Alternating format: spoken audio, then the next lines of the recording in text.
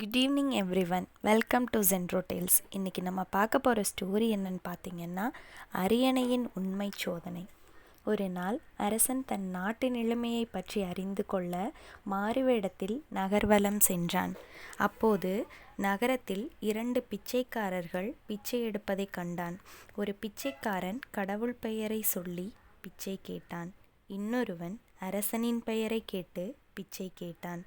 அரசன் தன் சேவகர்களிடம் அந்த 2 பிச்சைக்காரர்களையும் தன் அவைக்கு அழைத்து வரும்படி ஆணையிட்டான். அவர்கள் அந்த 2 பிச்சைக்காரர்களையும் அவைக்கு அழைத்து வந்தார்கள். அரசன் அவர்களிடம், இவற்றிலிருந்து இருவருமே பிச்சை எடுப்பதை பார்த்தேன். ஒருவர் கடவுள் பெயரை சொல்லியும் இன்னொருவர் அரசின் பெயரை சொல்லியும் பிச்சை எடுத்தது காரணம் என்ன என்று கேட்டான் அரசன். அதற்கு கடவுள் நம்பிக்கை கொண்ட பிச்சைக்காரன், அரசே, இந்த உலகம் முழுவதையும் காப்பவன் இறைவன்தான். இறைவனின் அருளால் மட்டுமே ஒருவன் செல்வந்தனாக மாற முடியும். அதனால்தான் இறைவன் பெயரை சொல்லி பிச்சை கேட்கிறேன் என்றான். மற்றொரு பிச்சைக்காரன், அரசே, இறைவன் கண்ணுக்கு தெரியாதவன். ஆனால் கண்ணுக்கு தெரிந்த விஷயம் அரசன் மட்டுமே. அரசனால் மட்டுமே ஒருவன் செல்வம் பெற முடியும். அதனால்தான் அரசன் பெயரை சொல்லி பிச்சை கேட்கிறேன் என்றான். அரசன் இருவரையும் அனுப்பிவிட்டு தன் அமைச்சரிடம் இது பற்றி ஆலோசித்தான். அமைச்சர் அரசனிடம், அரசே, முதல் பிச்சைக்காரன் சொன்னது சரிதான். இறைவன் அருள் இருந்தால்தான் அந்த உதவியை பெற முடியும் என்றார் அமைச்சர்.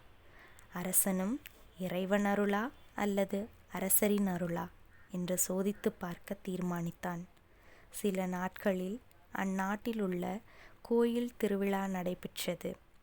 அன்று அரசனும் குடிமக்களுக்கு சில பரிசு பொருட்களை அளிக்கப் போவதாக அறிவித்தான். பரிசினை பெற குடிமக்கள் அனைவரும் வந்தனர். அவர்களும் அந்த 2 பிச்சைக்காரர்களும் வந்தனர். அரசன் ஒவ்வொருவருக்கும் புதிய துணி ஒன்றையும் கூடவே பரங்கிக்காய் ஒன்றையும் பரிசளித்தான். அரசின் பெயரில் பிச்சை எடுப்பவனுக்கு மட்டும் பரங்கிக்காயினுள் தங்க வைர நகைகளை வைத்து பரிசளித்தான்.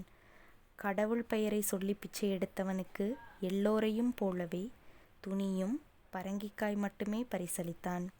சில நாட்கள் கழிந்தன. நாட்கள் கடந்தது. மீண்டும் பிச்சைக்காரன் அரசன் பெயரை சொல்லி பிச்சை எடுத்து கொண்டு இருந்தான். அதை பார்த்து அதிர்ந்து போனார் அரசர். தான் பரங்கிக்காயின் உள்ளே தங்க வைர நகைகளை வைத்து பரிசளித்தும் இவன் பிச்சை எடுக்க வேண்டிய காரணம் என்ன என்று அரசனுக்கு தோன்றியது. உடனே அரசன் அந்த பிச்சைக்காரனிடம், நான் அன்று உனக்கு பரிசுகள் அளித்தேனே, அதற்கு பிறகும் நீ பிச்சை எடுக்க வேண்டிய அவசியம் என்ன என்று கேட்டான். அந்த பிச்சைக்காரனும், அரசே, நீங்கள் அன்று பரங்கிக்காய் பரிசளித்தீர்கள். அதை நான் 5 வெள்ளிக்காசுகளுக்கு ஒருவனுக்கு விற்றுவிட்டேன். அந்த 5 வெள்ளிக்காசுகளை வைத்து எத்தனை நாள் நான் உண்ண முடியும்? அதனால் மீண்டும் பிச்சை எடுக்க வந்துவிட்டேன் என்றான். அதை கேட்ட அரசன் கோபமுற்று, அடே மூடனே, நான் உனக்கு பரிசளித்த பரங்கிக்காயினுள் தங்க வைர நகைகள் வைத்திருந்தேனே, நீ அதை வெட்டி பார்த்திருந்தால் அறிந்திருப்பாயே என்று அவனை திட்டிவிட்டு நகர்ந்தான். சற்று தூரத்தில் ஒரு செல்வந்தனை கண்டான். அவன் இறைவன் பெயரை சொல்லி பிச்சை எடுத்தவன் என்பதையும் அரசன் அறிந்து கொண்டான். அரசன் அவனிடம் சென்று, ஐயா, நீங்கள் முன்பு பிச்சை எடுத்து கொண்டு இருந்தீர்கள் அல்லவா? இப்போது எப்படி செல்வந்தனாகி விட்டீர்கள் என்று கேட்டான். அதற்கு அவனும், அரசே, நான் என் தந்தை இறந்த தினத்தில் சிலருக்கு இறைவன் பெயரை சொல்லி அன்னதானம் செய்தேன். அன்று ஒருவனிடம் 5 வெள்ளிக்காசு கொடுத்து ஒரு பரங்கிக்காய் வாங்கினேன். அதனை சமைப்பதற்காக வெட்டிய போது அதனுள் தங்க வைர நகைகள் இருப்பதைக் கண்டேன். இறைவன் அருளால் இன்று நான் செல்வந்தனாகி விட்டேன் என்று கூறினான். ஆட்சி என்பது அதிகாரம் அல்ல, அது மக்களின் நம்பிக்கையை எவ்வளவு பாதுகாக்கிறோம் என்பதன் சோதனை. Let's think about it.